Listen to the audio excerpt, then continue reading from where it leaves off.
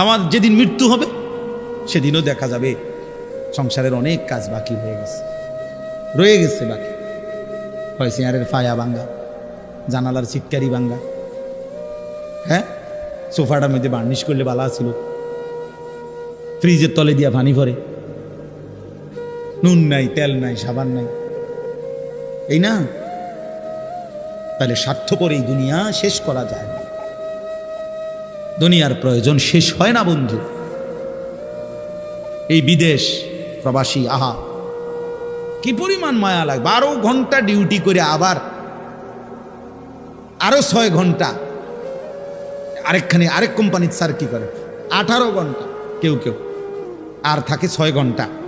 এই 6 ঘন্টার মধ্যে বিশ্রাম কখন?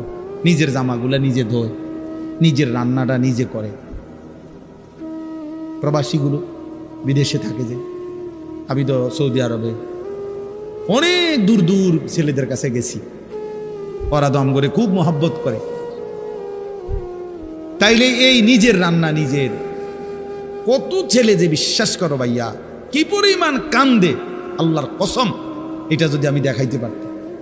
এখান থেকে এটা বিদেশ অনেক কষ্ট, এই কথাটা কইলে তুমি বুঝদা না ভাইয়া, অনেক কষ্ট। এটা কইলে তুমি বুঝদা না, এটা কইতে তো 1 মিনিট লাগছে, আর অনেক কষ্ট।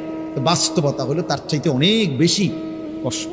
এই প্রখর রৌদ্রে, এই তীব্র রৌদ্রে, বিশেষ করে 12 ঘন্টা ডিউটি করে আসার পরে যখন একটা ছেলে বা একটা যুবক, তার একজন আপনজন কেউ নাই, আইসা নিজের 1 গ্লাস পানিটাও নিজে নিতে হয়, তো মনটারে হাহাকার লাগে যে আর কেউ তো নাই আমার। অথচ 28 বছর বিদেশ করতেছে। এক ছেলে দেখা হইলো লাস্টের দিকে, ওই আমার দেখে জড়াই ধরে কাঁদতেছে। আমি বললাম, বাবা তুমি আচ্ছা কতদিন হয়েছে আইসো?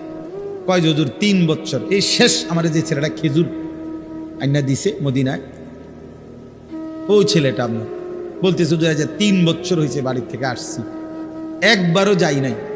আমি যাইবা কখন? কয় হুজুর একটা আইডিয়া করছি যে ঋণগুলো করছি, আরো 3 বছর যদি বিদেশ করি তাহলে ঋণগুলো শেষ হইব, তা আশা আছে হুজুর এরপরে যাবো।